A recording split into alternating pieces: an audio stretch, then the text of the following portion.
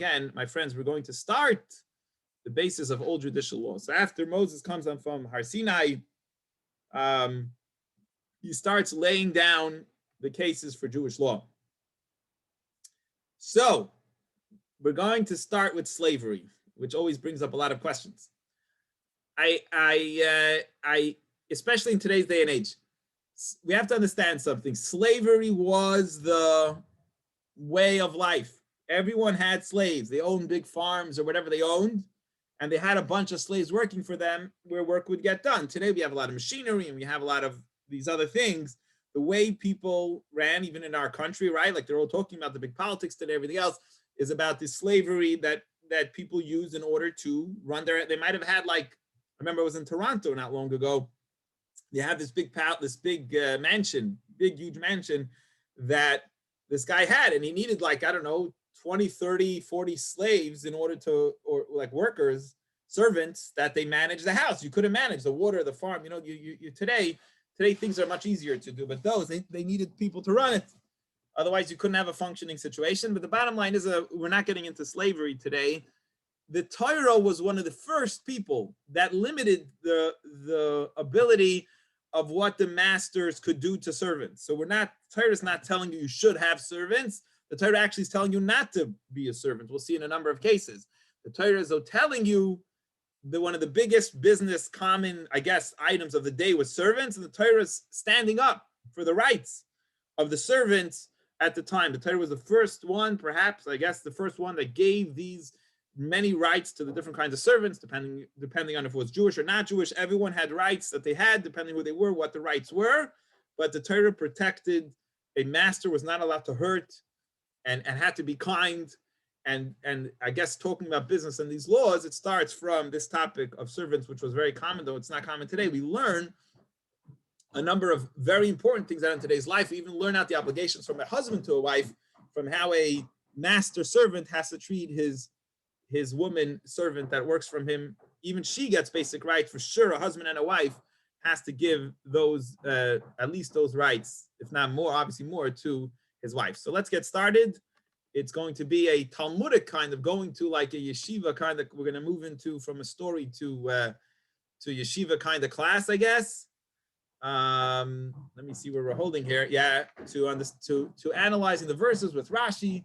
All right, so buckle your seatbelts, put on your thinking caps, and let us learn the basics of judicial law. Again, it follows at Mount Sinai, obviously, because Hashem then taught Moshe Rabbeinu all the laws, right? After he gave him the Torah, the top 10, he had to get into the details, and there was a lot of learning to do. So let's go.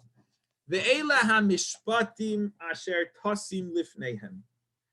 And these are the laws, the ordinances, the commandments, the laws, the judicial system, asher tosim lifneihem, that you, Moshe Rabbeinu, God says to Moses, you shall set before them. We have to go through Rashi, decipher this verse, each thing what it's saying. So number one, it says, and these are. So had the Torah used the term saying, these are the laws, that would mean these are the laws and not those.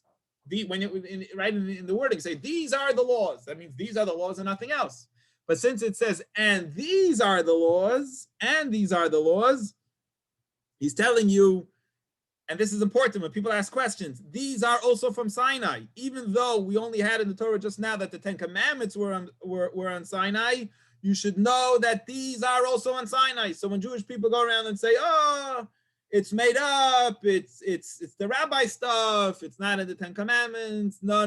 He's telling you right now, Rashi's telling you, Ve'ela mishpatim, these are also from Mount Sinai. Don't say that only the Ten Commandments are on Mount Sinai. These are also from Mount Sinai. Now, why does he finish talking about the altar and go straight to talking about the Sanhedrin? Sanhedrin is the name for the head rabbinical court, right? The Supreme Court of the Jewish people was called the Sanhedrin. Why does he end the portion with the altar, which is on the Temple Mount, and jump right away to talking about the judicial court, the head Supreme Court? It's because he's telling you location, right? Location. The location of the Supreme Court, the Sanhedrin of 71 elders, had to be on the Temple Mount. They had a special office. They had a special chamber on the Temple Mount that was right next to, it's kind of half the room went actually into the temple and half the room was out of the temple, where the greatest rabbis of the time, 71 scholars and leaders of the Jewish people sat that helped with decided the Jewish law, was placed next to the altar. They had to put the Supreme Court, the Jewish Supreme Court, on the altar, and that is why it's there. So that's why it's a follow-up altar to the Supreme Court. Number 2, very important law. This is important law. From the words it says, you shall, Moses place the laws before them. Rashi tells us a very important law. A Jew is not allowed to go to secular courts, at least not in idolatrous times. A Jew has to go to a Jewish court, to a Beis Din. A Jew has to go to a rabbinical court. So if Jews are having a dispute or disagreement among them, having an argument, he has to go before 3 rabbis and ask them what is Torah's view, and not go before a secular court, even if the secular court will decide the same as the rabbinic court. It's not because they're going to make a rule not according to Torah that you have to go to them, because you're basically spitting in Torah's face. If God sets up a system and says, follow my laws, and you go to a court that follows idols, you're basically saying, the idols are more important than Hashem. Hashem here tells you the laws and the mitzvahs and tells you this is what the laws are. No, I'm going to go to an idolatrous court. So God is telling us in the verse that a Jew has to go to a Jewish court in order to get the verdict that Hashem set up and not that our idol set up. Another thing, that's why it says, another thing Rashi tells us, I'm placing it before them. God tells Moshe Rabbeinu how he should teach the Jews the Torah. You shall place it, set it before them. Set it up. Don't just come in and tell the Jews, here's the rule, this is what God said, and move away. Not just tell them, here's the law 2 or 3 times. Organize it and tell them the reasons why this is the rule and the explanation to it. Moshe Rabbeinu has to be the kind of teacher, God's saying, that everything is packaged nicely, clearly. It makes sense. The people understand it. Just like when you set the table, you don't invite the guy to your house and then say, go to the fridge. You set the table, you put them on the plates and the spoons and the knives and the forks and all the food's there ready to be eaten. That is the way Hashem wants, telling Moshe, organize it, set it up, the Torah clearly before the Jewish people. Shouldn't be too complicated. And that is the first verse of the commandments that Hashem is telling the Jews right after the giving of the Torah. Moshe, number 1, he says, these are from Hashem, from Mount Sinai, just like the 10 Commandments are from Mount Sinai. You have a job to be organized and teach it to them thoroughly, clearly, and easily understood. And a Jew, when he goes to court, has to go before a Jewish court, because otherwise he's saying Hashem's not important and the idol is a better important that he's following. It's a slap in the face by not going to Jewish court. Verse number 2. There's going to be a lot of questions. I'll try to address what I can afterwards, but I'm trying to teach you the Chumash and the Rashi, and write down your questions, put them in the text box, and we'll hopefully, with Hashem's help, I'll be able to address at least some of them later on. Kisikna Eved Ivri. Now we're going right away to a servant, to a slave. When you will purchase a Hebrew slave, a Jewish slave. So I got to explain how someone can become a Jewish slave. The Torah does not like, no one likes slavery. No one wants to be a slave, right? Who wants to be a slave? There's 2 main possibilities, specifically here, one of them, the Torah is talking about one of them. And the case is that if somebody went and stole something worth $100,000, $1 million, he stole $1 million from another person. And then he was caught, he was arrested, he was brought to court, and now he has to fine. I think in the American system, if he doesn't have the money anymore, it's gone. They would say, okay, you claim bankruptcy, if I'm correct, then you're free. Torah says, no, how are you going to pay back the $1 million? You are now going to be a slave to the person that you stole from. You're now his slave in order to pay him back. So that is the classical way that somebody becomes a slave. It's because the court takes this person. There's no bankruptcy rules, which you could just claim bankruptcy and then get off the hook. You now owe still the money to the person. You now you don't have any money. You're now a slave and you have to work to pay it off. Number 1. Number 2, there's a second way, which Rashi doesn't hold, that's the Torah's discussing here, but just so you know, the second way you can become a slave. And that is, if somebody doesn't have any money, he's poor. The guy's penniless. literally doesn't have a penny to his name. He needs food to eat, right? Sometimes some people say it's worth going to jail because you get a hot meal and you get a place to sleep and you're taken care of. So here, he's not able to figure it out and take care of himself. He's penniless, and that's how he'll become a slave to another person. Otherwise, it's not really a possibility of a person becoming a slave. It's one of these two ways. So now the guy, let's talk about the court. He stole $1 million. It's not left anymore. Now he has to be sold. So what? He has to work till he pays $1 million back. How does it work? So Torah tells you, Sheish Shanim Yavoid. He works for a maximum of 6 years. He works for 6 years. For 6 years, and in the 7th year, Uvashviis Yetze Lachav Shichinam. In the 7th year, he goes free. So he can work for a maximum of 7 years, and then he can go free. Now, I forgot to mention a Rashi here. 1 second. What about a non-Jewish slave? Doesn't have these same rules. In the olden days, again, this is not Torah making it up. This was the way business was done in the olden days. If you were just part of a family and the slave would have children, those children would then be the slaves. It was literally a crazy situation, the way the world worked back in the day. But if you were born to this family, that's it. You were slaves, your children, your grandchildren forever were slaves. The people were free. So again, this is regarding the Torah. We're going to see regulation soon for a non-Jewish slave, but now we're laying down the regulation for Jewish slaves is that after 6 years, they go free, but a non-Jewish slave, they continue. They don't have the 6-year cap that we have regarding a Jewish slave. So even though I guess he owes $1 million, doesn't matter if he didn't pay up the $1 million, he has until 6 years. And then he goes, and then after 6 years, even if Bezdin sold him for whatever money he owed, he still goes free after 6 years. After that 6-year point in time. Now, some more rules regarding the slave. In Begapa Yavai, right? This Jewish slave, he came in alone, which means that he wasn't married. So Bezdin sold him. He was a young bachelor who stole or whatever. Bezdin needed to sell him for the crime he did. But he was a bachelor. He was a single guy. Begapa Yavai, he goes in and out as a bachelor. What does that mean? In the olden days, part of the business was, let's say the master liked him. He says, look, he's a strong guy. He was a good-looking guy.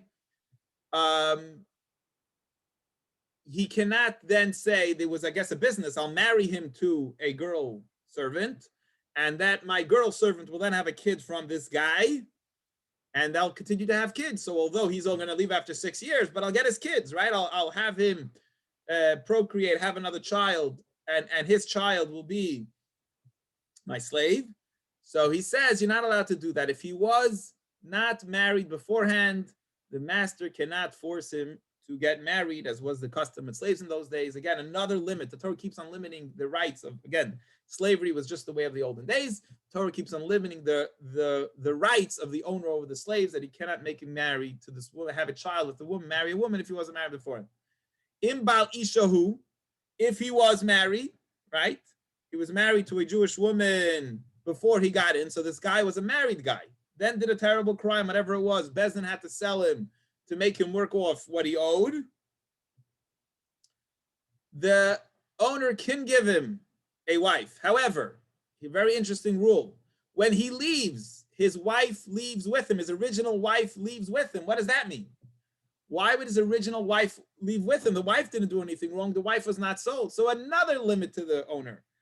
The owner, the master that purchases the Jewish slave for the 6 years, has a responsibility to provide for his family. He has to pay for the needs of this guy's original wife before he went there. Not just does he have to take care, which we'll learn about this new slave he's purchasing.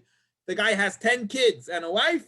He has to make sure that they're fully fed and clothed and taken care of. Whatever he has to make, whatever the husband would be responsible to take care of for his family, the owner now takes on that responsibility. And therefore, when this guy goes free, he's letting them go. He's not fitting the bill anymore. That's what it means. He doesn't have to pay for the guy's original wife and children that he had.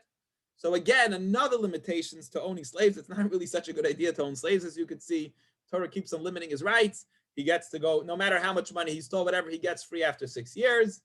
Not just that, he's not allowed to marry him if he was a bachelor. If he wasn't a bachelor, if the guy had a wife and kids, the master has to support and pay for that wife and kids until he frees him. What happens if the guy had a wife, kids, and now he's giving him another wife and kids? And he has sons or daughters. So if he's married, he can give him. Who does he marry? He's a Jewish guy. He can marry a non-Jewish woman, a non-Jewish slave that he owns. Doesn't have to be a Jewish woman. He gives her a non-Jewish slave that he owns. Why does he do it? Because he wants to have the offsprings of that kid. You know, he wants to have this guy's children together with his maidservant. So then the children stay with the owner. This guy will go free after 6 years, but the wife and children will stay with the masters, and he will go out as he came in with nothing. So the way it was worked with slaves, again, it's not common today. It doesn't make so much sense to us today. But in those days, the children belonged as a possession. It was owned by the master would own those children from that thing. Again, Torah keeps on limiting the rights that he has. Some rights it leaves, but a lot of rights it takes away from the master over the slave. And here's where he wants to go. But what happens, right? He had a family before outside the marriage, which the master is taking care of. And then the master goes and kind of builds him a second family, right? A wife and kids. Now he lived for 6 years with this master, let's say, and 6 years are up. But meanwhile, he has 1, 2, 3 children, and he has a wife, even a slave wife that's with him there. And he comes really fond of where he is. He likes his boss. He has a very good, who says it has to be, slavery has to be bad? Could be the guy's a lot of fun, a very nice guy, easy master to work with. I don't know what kind of wife he had before, just kidding, outside before the marriage, that he got into trouble. I'm just kidding, whatever. The bottom line is now he likes where he is. If he says, verse 5, however, the slave says, I love my master. This is the best place to work. As Ishti, I like the wife that my master gave me. Vasbonea, my children. I do not want to go free. I don't want to. I like the slave woman. This is a pretty good thing. I got 5-star. You should know where I lived before. Now I have 5-star service. My master is amazing. I love where I am. So he says, I don't want to leave. So the Torah says you got to let him go after 6 years. 7th year he goes free. He says, no, I like where I am. I want to stay. Does he have ability to stay? So we do a funny thing. It sounds funny, but we'll explain in a minute. So the master takes the slave who wants to stay on. He likes where he is. He gets good breakfast every day, good lunch and dinner, and he has nice lodging. He loves his new wife and his children. So the master brings him to the judges, to the Beis Din, which originally sold him, right? Remember the original guys that sold him for the crime he did, but he ended up somewhere where he really likes. They bring him back to those guys for advice. And these guys say, okay, you want to stay? They take him to the door or the doorpost, an actually standing door that's on the doorpost. Rashi explains, standing up door. They take him to the door, and they make him an earring. And the master will bear an ear with an owl, with like a thing that makes a hole in the ear. They make a hole in his ear against the door. The Bartzea, with this kind of whatever way they make the hole, it's kind of metal thing. And he can stay on after 6 years. He can stay. The word in Hebrew, la'olam, means forever. But Rashi explains, obviously, it's not true forever. There's something called the Jubilee year, which is Yovel, which is the Jubilee year. And the servant can stay on past the 6-year period, but only until the Jubilee year. The Jubilee year is once in 50 years. Whenever that 50th year comes, so let's say he started working, or this, I think maybe now, this story now is the first year of the 50-year cycle. He can stay on for 49 years till the 50th year. And at that point, it's not up to him. No matter how much he wants to stay with his master, he has to let him free. So the maximum official original time is 6 years that someone could be a servant. The Torah does not like servants, as we'll see now in this next Rashi. And then if he really likes where he is and really wants to stay, and by the way, if you're a servant, if I remember correctly, you're actually free from some of the mitzvahs because you have to serve this master, you can't serve Hashem. Again, you're limited. You can't sit and study Torah like you could have done before because now you're a servant for this master.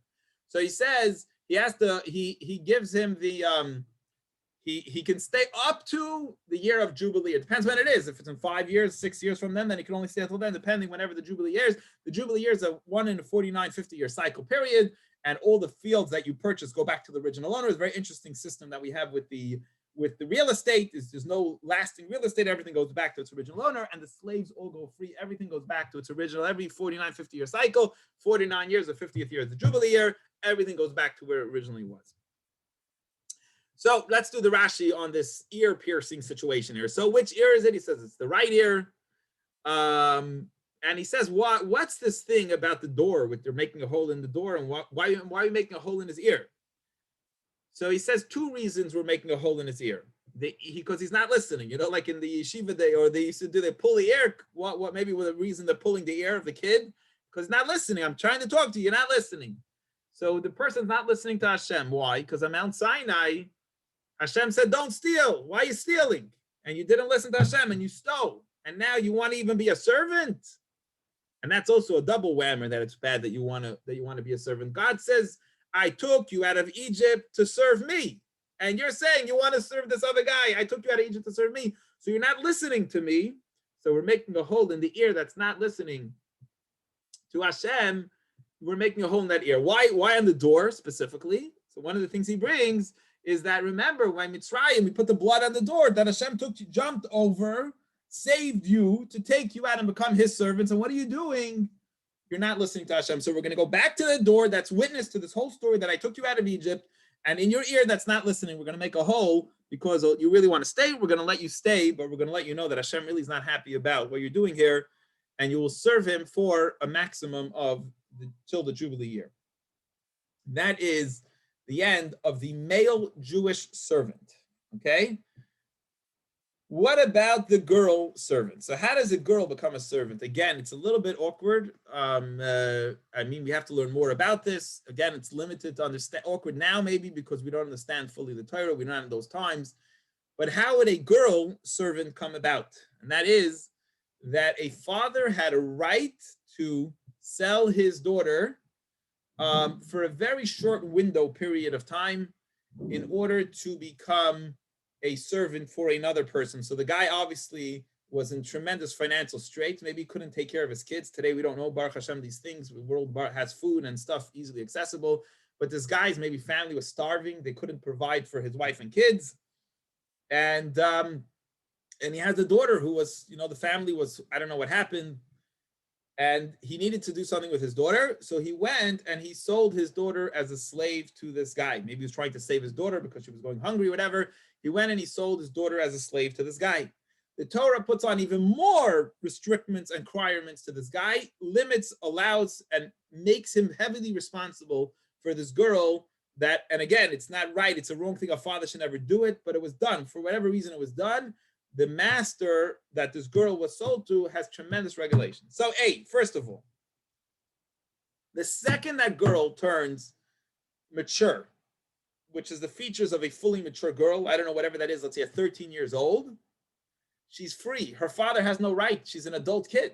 Father has no right to sell the child past that age. Right? We're not even discussing here what kind of work, because the owner has to treat his servant the way he treats himself. So again, we're not talking about torturing. That's not discussed right now, but that's another case we'll discuss. We're just talking about even the basic things. The second the girl turns old enough to be mature, her father has no right to sell her because she's already an adult, whatever, past Bas Mitzvah age 13. Bas Mitzvah age is right at that period where she's kind of like in betweener, a tween or something but she's not an adult yet. Once she becomes already, like, her body starts changing like a woman, 13, 14 years old, or 13 years old already, I believe, that's it. She's done. Again, some stuff from memory here. I didn't have time to go through all the details. Hopefully I'm saying everything right. 13 years old, she goes free. Or even if she's past 12 and she already has this basic signs, he's going to say now, of maturity, which is 2 years, right? When puberty, there's a time when a boy and a girl goes through puberty, the girl goes through puberty, you start noticing that by here. Obviously, we know as the children, they start growing up, male and female, they start having hair in certain areas, which show that they're going through puberty. As soon as that she has the 2 hairs, boom, she's out. She doesn't have to serve anymore. Father has no right to control, not to sell her. And once she's sold, she also leaves the master's house, no problem. So very easy way to get out. So I believe the earliest time is 12. I don't know why I'm thinking this. I think that even at the father, she's too young to even be sold. It's really, we're talking about a very short window between 12 and puberty. Really, that's the window that we're talking about here, that the father has a right to sell. So again, it's very limited, the rights of this, of how this could even take place. So so when a guy sells it, the bottom line is the guy had no money, couldn't take care of his kids, gave his daughter as a slave in that really short window between 12 years and puberty. She does not go out the way non-Jewish slaves go out. How does a non-Jewish slave go out? Rashi tells us, if the master at all abused his slave in an extent that he caused them real physical damage, he knocked out a tooth, right? Let me see one second. I just want to see it in a second. And he knocked out a tooth or an eye, right, which caused a limb or something, a damage that couldn't regrow, which means he was abusive enough to do that. The second he does that to a slave, again, we're not going to discuss this now, we'll discuss this at a later point in time. There's a very strong, Torah allows limits to this master-servant relationship. Free, you're out. Once the master does anything on that level, the slave goes free. The girl, this girl that has a really short window between 12 and puberty, she does not go free for that reason, for that thing, but she could go free for something else, which we'll see in a moment. So if the master doesn't treat her with tremendous respect, like a wife, which we'll see in a minute, she goes free. We'll talk about that in a second. So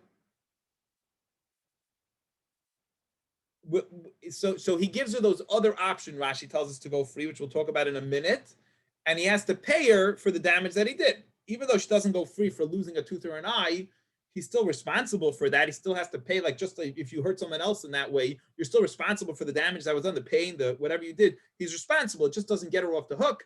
Other things, though, will get her off the hook. Okay.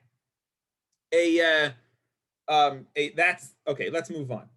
Verse 8. Imra be'ene adeineha. So here's what gets her free. So the master gets a girl, this 12-year-old girl, and it seems like in those times, marriage was already taking place at that age. Again, these days, obviously, it sounds ridiculous, but in those age, a girl at that age seems like was normal to already be married at that point in time. So this guy gets this girl as a slave, right? Maybe her father stole from him, or the father couldn't take care of his kids, so he meets another guy and he says, listen, take my daughter, please support her, make her yours, and you'll be responsible. She'll help you out at home, and you'll take care of her, you'll feed her, and so on. But this guy took the girl in the house and he doesn't like her. But what does it mean that he doesn't like her?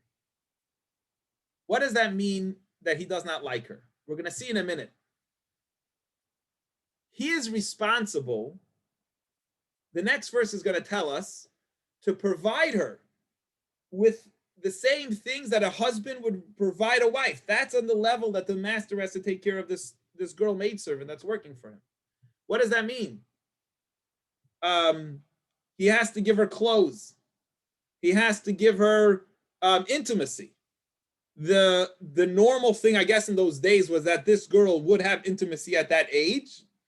He has to like her enough that he'll treat her the same way. Whatever he gives a wife is what he has to be responsible to this girl and treat her with the same respect and dignity and so on. At least a number of the things that he would give a wife, he has to give to this girl. So in the case that doesn't happen, so the girl gets sold, and he doesn't want to marry her. She's not for him. He's not comfortable with this girl.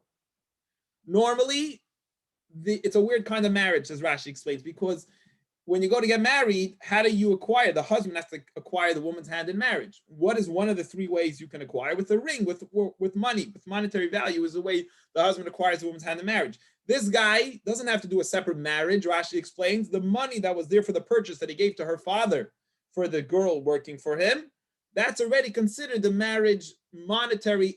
He already purchased her hand in for intimacy purposes. He already required her hand in marriage because there is some kind of a marriage taking place there, and that money is used for that. So if he wants to be with her, that money is going to be considered the money for the marriage. If he doesn't want to, So he takes a girl off the father's hand, and then he says, you know what, this girl's not for me.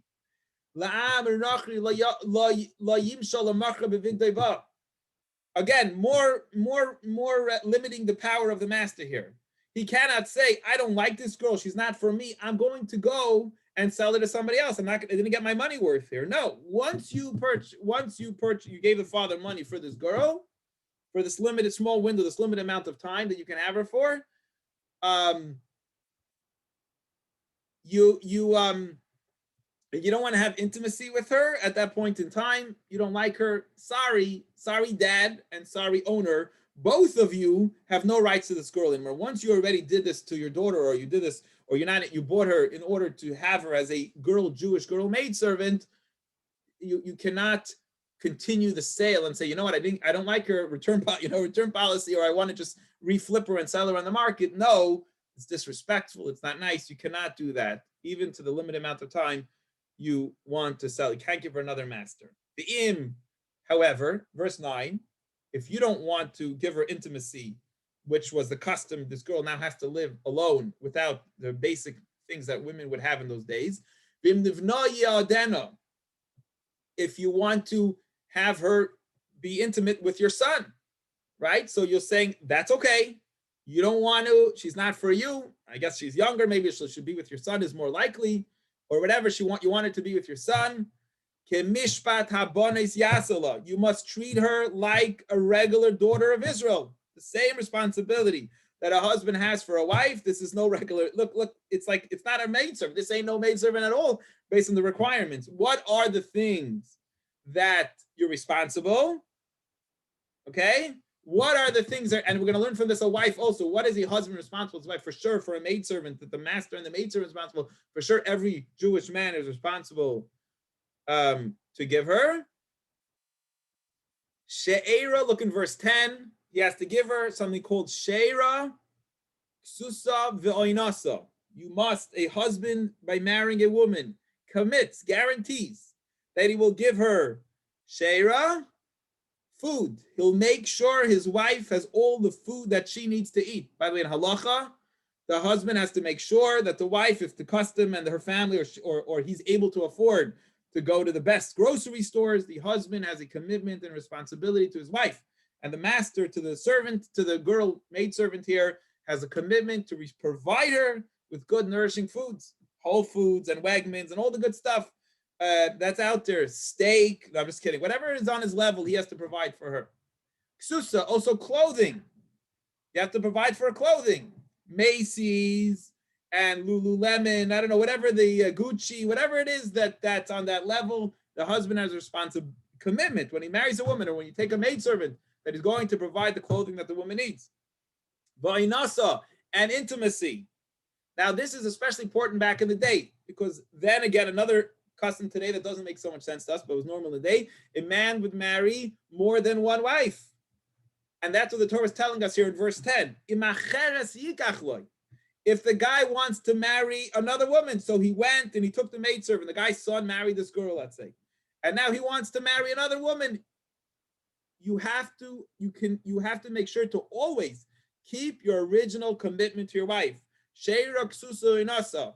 Intimacy and clothing and food, la yagara, can never be diminished. So you have to fulfill your responsibility completely to this woman, full, whatever she's supposed to get, you have to make sure to keep it up with her. Even we're talking about a maidservant here. That's the discussion, the level of commitment that the master has to this girl. So if not, if he doesn't do these three things for her, what does it mean? What three things does he not do for her? He doesn't have intimacy with her by himself, the master. He doesn't give him to his son. And it's not six, and I'm not sure what the third thing Rashi says is. What's the third thing? And you have to allow, basically, there's another thing I want to say is you have to help her go free. What does that mean? That means that, let's say the father sold her for $600. That's what the sale was. Just use an easy number here. And remember, we said the maximum time anyway can't be more than 6 years. The maximum total period of time could be 6 years. That's just making me, I'm not sure, maybe, I guess, maybe you could be sold as a child and she has 6 years to get to period to fit. I'm not 100% sure about this. So what happens is, let's say she works for 2 years and she was sold for 600. You have to offer her, right? Because once you work for 2 years, now there's only, she already paid you back already for $200 worth of the 600. So she only, to go free, she only has to give you $400 because that's the remaining of the purchase sale that's left. So you have to allow her to buy, you have to help her buy herself back. Say, look, there's only $400 left. The second she wants to go free, if she could borrow, get the money from somewhere, she could come up with it, you have to allow her to go free. So what happens if you A, B, and C don't work out? The guy doesn't want to marry her, the son doesn't want to marry her, and she doesn't have the money to go free. The yatsa chinam ein kasef, then, and they don't want to be intimate, doesn't want to have intimacy with her, then she goes free at the sign of puberty. That's what we're adding over here. That this girl has something that all other slaves don't have. That the second this girl hits puberty, she's able to go free at that point in time. But okay, so what are the number of ways she could go free? Either she could buy herself back. She's 2 years in. Whatever the remaining price is, she should be. If she could come up with the money, she could buy herself back. You have to let her go. She's not your property. Or as soon as she hits puberty, or if the guy doesn't want to marry her, the son doesn't want to marry and treat her the way a Jewish girl should be treated, she goes free. There's so many ways, so many restrictions and limits to the master of what he could do. And that is the end for now, at least the topic of Meitzah. We're going to just do one more topic on a start, and we're going to learn about murder, and then I'm going to wrap it up. I'm not going to be able to finish today's Chumash. We'll have to leave that for tomorrow, but just going to wrap it up with this. Maka ish v'meis mois yumas. Somebody who hits another person. And Rashi tells us that he hit him with the kind of hit that would kill someone. So it was obviously deliberate, and it wasn't just a weak hit that the guy ended up dying from, but it was a serious hit. Let's say, like, right, they hit him in a way that would kill, hit to kill, hit with the power to kill. But mois yumas, we believe in capital punishment, that if murder was done, the next case the Torah is teaching us about the laws, civil laws, is that if somebody hit and killed another person, he gets murdered. What happens if he hit him lightly and he didn't, and the guy ended up dying? He doesn't get capital punishment. It has to be done in a way that he had enough power in order to kill. So a number of points. I'm just going to make this Rashi, and we're going to finish with this today. If it was a minor who killed someone, he's not obligated, because the Torah says if if you hit a man meaning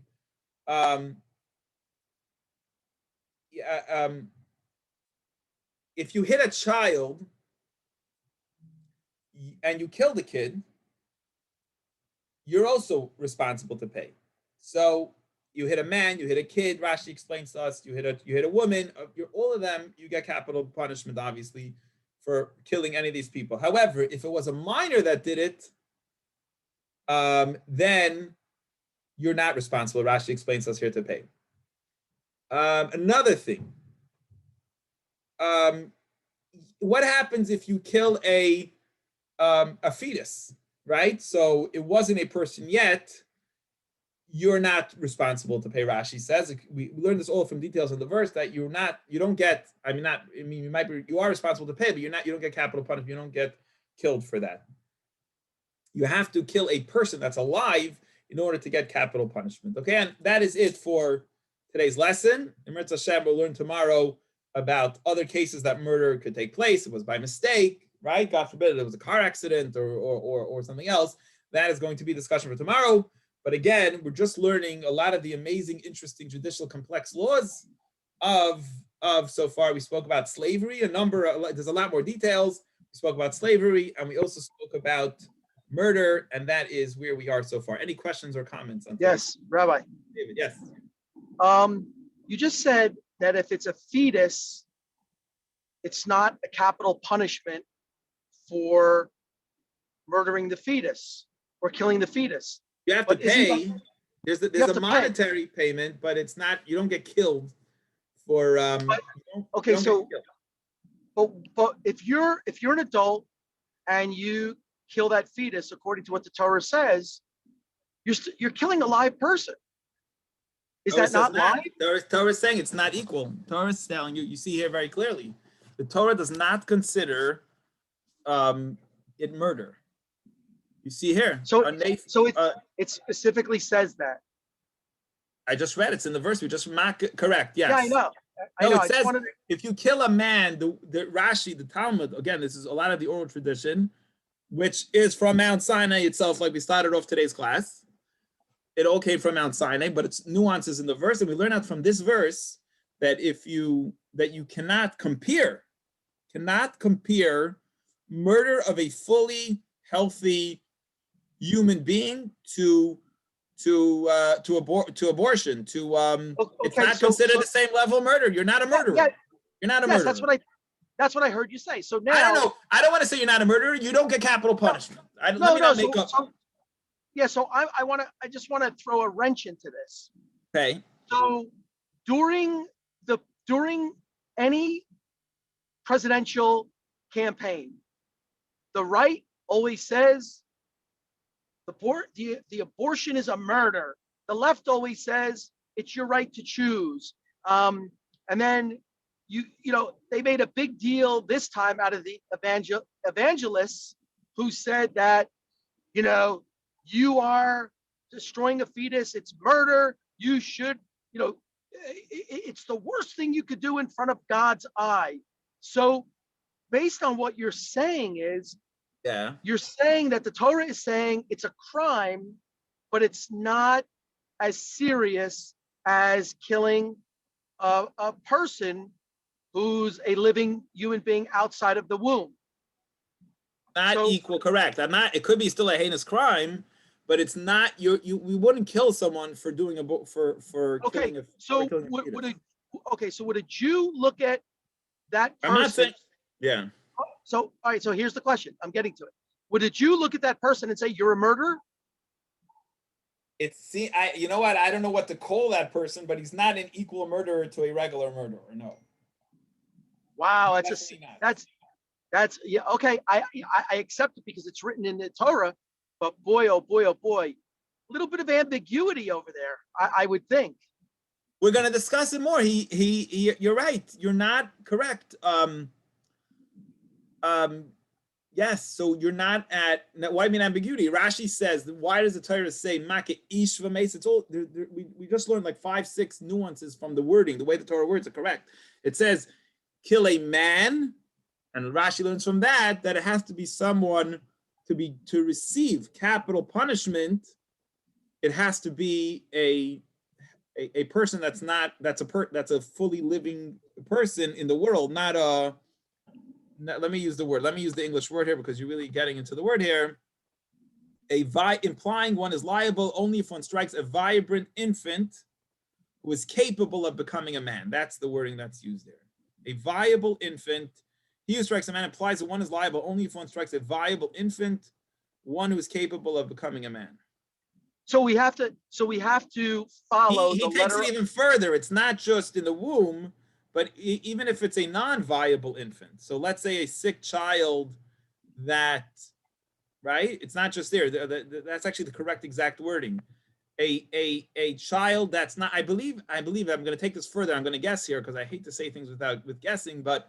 With just off memory is that within the first 30 days after, so it's not just in the womb, David, it's much further than that. Even in the first 30 days, many children would pass away back in the times of these times, and it was considered halachically that within the first 30 days, we didn't know for sure the kid will make it. So if a child, even of that, I'm a little bit just using memory here, if the child would be killed in that 30-day period, you wouldn't punish the person with capital punishment. Again, limiting the ability to produce capital punishment because you don't know for sure yet that it's a viable child. That's even 30 days after conception or 30 days? No, 30 days after birth. After birth. So is there any verbiage or phraseology whatsoever in the Torah that specifically directs itself to a viable fetus who's capable of turning into an adult or a man or whatever. David, if in 30, I'm going off memory here, the 30-day period, so I'm not 100% sure about this, but if it's 30 days after birth, for sure, it's even less of a problem if it's in uterus. You're Right. not Okay. considered a murderer, Okay. right? Yeah. I just wanted to get deep into the weeds on that because of how. I'm not getting in deep because I'm only sharing what it says. I'm not. No, but I took it a little bit deeper. And my point is that I just wanted to, it was a hotly contested issue during the presidential campaign.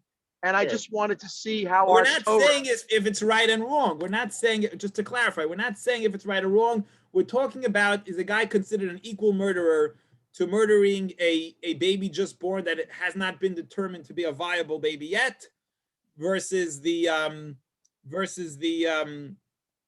killing an adult, a full-fledged person, a viable child already that we've determined that it's viable. You're not an equal murder. That's what he's talking about. Capital punishment.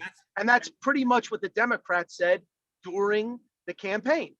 They didn't come right out and refer to the Torah, but it's kind of the angle they used with abortion during the campaign. So I get it. I don't know that the Republicans think that if somebody, No, not the Republicans. No, but I'm saying even Republicans don't say that you should do capital punishment to say. I don't think the established Republicans say that. No, but the Republicans said the fiercest crime. You should be prosecuted to the letter of the law for the fiercest crime. Yeah, but David, they still wouldn't say you should get capital punishment for abortion. Some have. Very few, hardly any. Come on. I don't think you can make this into a party issue. I think almost everybody would agree that there should not be capital punishment to someone who killed a child in uterus. I think everybody would agree. I don't think this is a political statement, actually, based on. I'm gonna you can turn it political, but I don't think it is. No, I'm gonna pull up some commentary from the very far right wingers. Good. I'm sure you'll find someone, David, but I'm saying it's more than someone, believe me when I tell you. You're saying that the Republican Party says that they should do capital punishment to people who did abortion? There's people who really believe that? Some far right wingers. Yes. I don't believe it, but some do. I don't think nobody probably believes that. But he's even said, I think that maybe people would say even the Torah is taking the opposite, extremely more than the liberals, is the Torah saying if there's a non-viable child and you kill that child, the Torah wouldn't punish you with capital punishment. They would probably still punish you with capital punishment. If there was a non-viable person who was dying and you kill that let's say there's a person who's dying, or a child that's dying and they killed it, would you get capital punishment for that? I don't know what they would say. Right. Anyway, this is very complex and we're just starting to learn these laws and stuff. So stick with us and we'll learn a lot more. We'll see Torah's perspective on a lot of these things. Yes, fine. David, thank you for your input. But yes, it's very interesting. No, I'm glad that it turned into somewhat of a debate, even with you, and I appreciate it. So now you've challenged me to go do my homework even deeper. And by the way, I asked Shami, we had a big discussion in Shul Friday night about your question from Friday. Is Amazon kosher for Shabbos? It was a big debate. But I'll just share with you what Shami said, that he said something with Amazon that they don't give you the money from Amazon until I think a week after the purchase, in case the person returns it or something of those sorts, at least with Amazon. And the process of even a credit card, someone said that you don't get it to the next day. That there's a debate among the rabbis today, and there are some people that are more strict, but he said the consensus is that it wouldn't violate Shabbos to have an Amazon business. Again, I'm just quoting. Oh, do we twist things? Oh boy, a transaction with paying for the product on Shabbos. All right, you'll discuss it with him on your next Shabbos when you're both here in Shul. Anyway, okay, cool. Very good. There are like B&H, one of the famous companies that they close their website on Shabbos is B&H.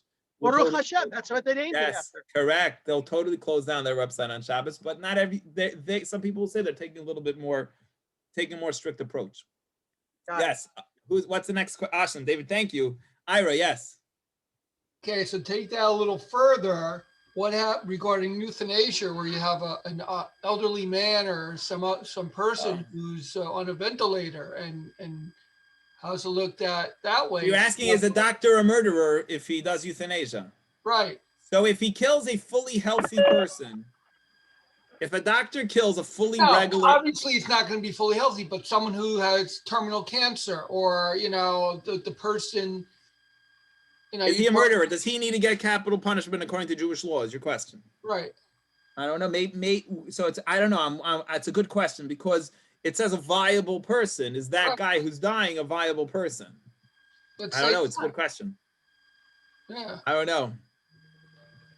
There's mean, too many what about- questions for me today. I don't know. These are very complex. They're very complex issues. And the other question is the fetus considered viable once it's out of the womb?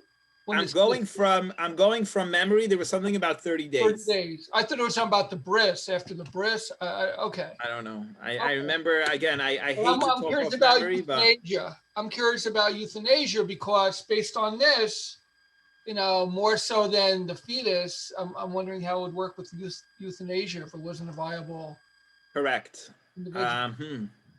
I don't know. I don't know. I'm scared. I could see either way. You know what I mean? I could see that it not being a problem because we said a viable human being. I don't know. Do Torah consider the guy a full? In other words, it's for sure not allowed. For sure, euthanasia is not allowed according to Judaism. You're asking me if he's a full-on murderer that would be subject to get the death penalty? Good question.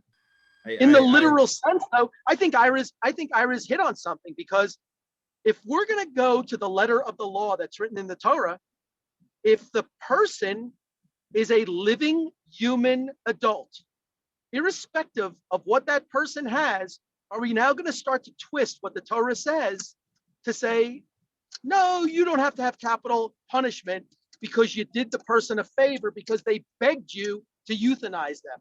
No, we're not, David. We're not looking to make excuses. We're trying. The Torah's Rashi's telling us that the Torah said. Torah talks about capital punishment. That this is maybe the first case that Torah talks about capital punishment. It says, no. I'm not saying you're looking to make an excuse. I'm saying it's very interesting. That's what I'm saying. I agree. I agree. Is that Ira brought up a point, and I'm sitting here saying, wow, because I spoke to my father, and my father said, if I ever get to that point, you got to do me a favor. You got to pull the plug. And, wow. Well, that's another question. Is pulling the plug considered, in other words, that's a good question. Right. Yeah. You're saying, the other problem, I think, is this. We're talking about... No, but by the way, pulling the plug might be different than euthanasia because you're actively killing the person with euthanasia. Here, you're just you're stopping the machine, but you're not killing him. In other words, you're not actively killing him. You're not saving him. But I meant what Ira's referring to. Basically. No, it's a good question too, David. You're further making the issue complex. I love these classes. Wait. But I think the bottom line is this: you're talking about rabbinical law versus country, so to speak, law. So even though all this applies, if something happened, you went to the who's a Jewish court again? What they do the Sanhedrin. If you went to the Sanhedrin and they said, okay, you're not guilty, but you live in the United States and the laws of the country state you're guilty. I don't know. If you go to the Sanhedrin and they say you're not guilty, do you go further to the country and where you? No. So I want just to make it practical regarding wills. Just try to bring it home because we're getting more and more complex here. But just to bring it back home, the OU, I believe, or something like that, made a will that I actually had a conversation with somebody. I'm trying to remember who it was just the other day, just this past week. They told me, I can't remember who it was. I'm trying to remember. Someone just told me that their spouse. Yeah, I remember who it was now. They're not on the class, so I can mention this. I'm not going to say names. Their spouse said their spouse is very fast to pull the plug, is what they said. That they're right away as soon as there's issues. And he said, the husband said, she's like a do not resuscitate under no conditions. That was her policy. And he's like, what? Fight for life till the end. You do everything you can. So he's like, I'm going to put my will in my son's hands because I don't trust my wife to do what I want done, what's right according to his opinion with his body. So I told him that the other day that I believe the OU or there's other people that have a will that's made according to Torah, and that they do say on there, ask my local Orthodox rabbi to make the decision based on halacha with when is the right time for these things in place to take place. So it's important probably to have such a will around where someone can have those, if they want to follow Torah law and so on. So the government will allow you to use halacha as your guideline to, it's not in contrary. You don't want to get, you want to have a will, I guess, that will be with Torah view, not contrary to Torah view. Especially if you have a big life insurance on your, a big life insurance on you, make sure that you have the Torah will with you. Right. Terry actually says she has an answer to my question. I should have known. Okay. Once you start a patient on this halachically, once you start them on any life support, you cannot unplug them At all. Okay. at all. If you didn't start them in life support, then it's different. But according to the rabbis, when my mother was in the hospital and there was a religious woman there, once they started them on life support, you cannot do anything. Right. Very good. Thank you, Terry. Yes, that's the standard. Again, you have to ask each time what it is. Correct. Very good. Thank you, Terry. But again, doesn't answer our question if that's considered full murder, like regular murder. Would the guy get capital punishment for pulling the plug? Is it the same? Is it exactly the same? Which is the question we're discussing. I don't know. You're not allowed to. Right. That's a simple. The basic information is. Thank you, Terry. That once you're on life support, it's a problem to take it off. That's why sometimes they'll say, don't even, if it's a really bad situation where the person really has no hope, don't put them on life support, because then you're going to have an issue with taking the person off life support. Is this something discussed by Rabbi Chazanel's course? We had a course, JLI had a course. No, the new one, the one that, maybe, I think probably what I'm going to guess here, what he's going to touch upon is the value of life, is that we view life differently than perhaps the secular courts. Is, in other words, the secular courts will, how do you see, here's the problem. Once you're going to allow a person to take away a life because it's not valued anymore, so who determines what value is? That's a problem with like countries that are in that are not free countries. They'll determine what the value of life is. So let's say, God forbid, someone has a special needs child who's severely special needs. Who's the one who determines what life's worth is, and who determines when the risk, so brain dead, who makes that decision? It's a very big problem to, once you're playing God, basically, you're determining the value of life. So it seems in general, Torah has a higher value of a person's life, maybe than its secular mind would think of. We believe that the intrinsic value of just every minute in earth is so special, is so profound, that it's a higher, it's maybe religious people will try to save life. I'm not saying across the board, but maybe there's an idea more than someone who doesn't believe in Hashem or so on. It's possible that there's that view there. But anyway, that's not for now. These are full JLI courses and classes that we have. We're just trying to study the Chumash and the Rashi on the verse, but this lends to hours and hours of classes we've done. We've had classes in the past, which we've discussed this. You can actually probably find them for you. But I think we'll leave it at that, unless anyone else has any questions or comments before we go. We good? Anyone else have any questions or comments on what we learned? Anyway, I didn't have enough time to prepare today's full class because it's so complex, but Mirza Hashem will continue tomorrow. We'll skip the Tanya today. We'll hopefully catch up tomorrow. And, oh no? Okay, Ira just made eyes. I'll do the Tanya quickly. I think that's it. We're done for the day. We'll continue tomorrow. Go to Chabad.org and find the daily class if you want to learn today's Tanya. Rabbi Gordon, I'm sure, does a great job with it. We will continue with Hashem's help tomorrow, same time, same place. We'll see you then. Have a great week, everyone. Enjoy the Super Bowl game. Thank you, Rabbi. Rabbi. Great. Thank you. My pleasure. My pleasure. Take care, everyone.